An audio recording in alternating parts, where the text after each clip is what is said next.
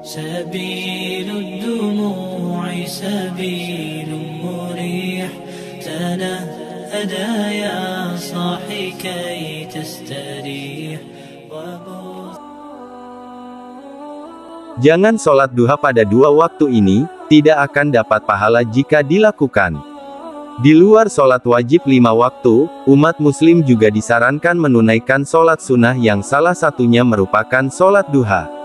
Mengawali hari dengan amal baik seperti melaksanakan sholat duha akan menjadi jalan mendapat ridha Allah Subhanahu wa Ta'ala. Namun, melaksanakannya harus pada waktu yang tepat dan disertai niat ikhlas. Mengetahui waktu yang tepat ataupun diharamkan menjalankan sholat duha.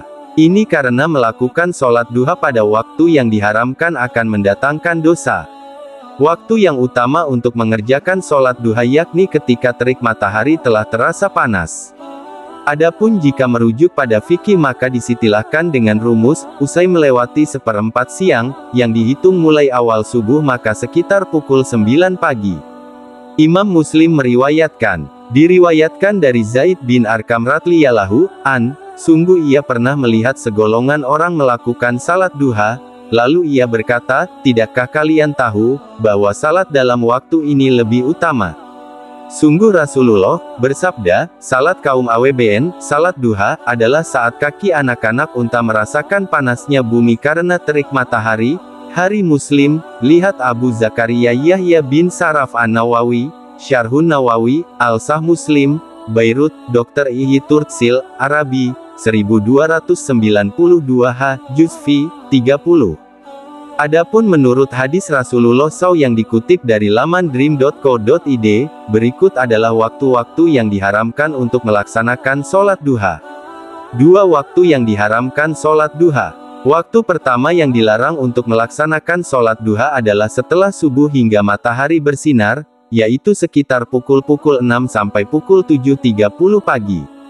Kemudian, waktu kedua yang dilarang untuk sholat duha adalah setelah zuhur hingga matahari tergelincir, sekitar pukul 11.30 sampai 12.15.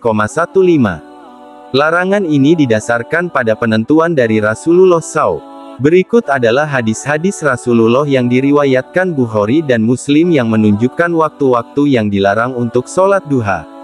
Ibnu Abbas berkata, datanglah orang-orang yang diridai dan ia ridha kepada mereka yaitu Umar.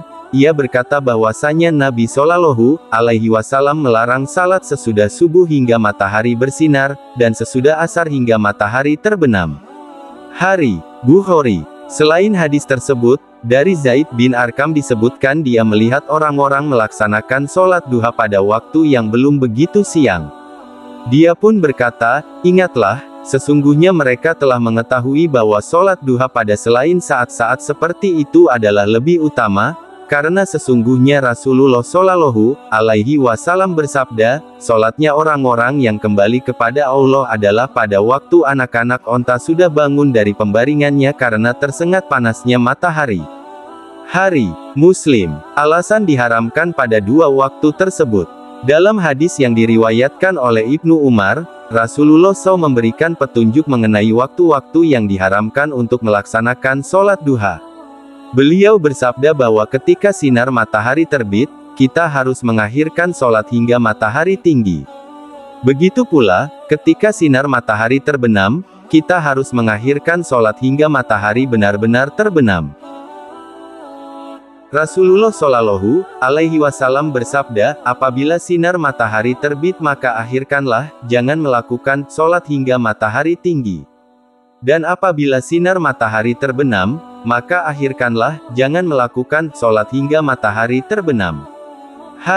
Bukhari. Salah satu alasan mengapa kedua waktu tersebut diharamkan untuk melaksanakan sholat duha adalah karena adanya setan yang mengikuti pada waktu-waktu tersebut. Rasulullah Shallallahu Alaihi Wasallam menjelaskan bahwa matahari terbit diikuti oleh setan. Matahari terbit dengan diikuti setan. Pada waktu mulai terbit, matahari berada dekat dengan setan, dan ketika telah mulai meninggi berpisah darinya. Pada waktu matahari berada tepat di tengah-tengah langit, ia kembali dekat dengan setan, dan ketika telah zawal condong ke arah barat ia berpisah darinya. Pada waktu hampir terbenam, ia dekat dengan setan, dan setelah terbenam ia berpisah lagi darinya. Hari, Nasai. Dengan demikian, kita harus berhati-hati dalam melaksanakan sholat duha. Meskipun kita ingin melaksanakan ibadah ini, kita harus memperhatikan waktu pelaksanaannya. Jangan sampai ibadah kita menjadi sia-sia dan justru menimbulkan dosa karena melaksanakan sholat pada waktu yang tidak tepat.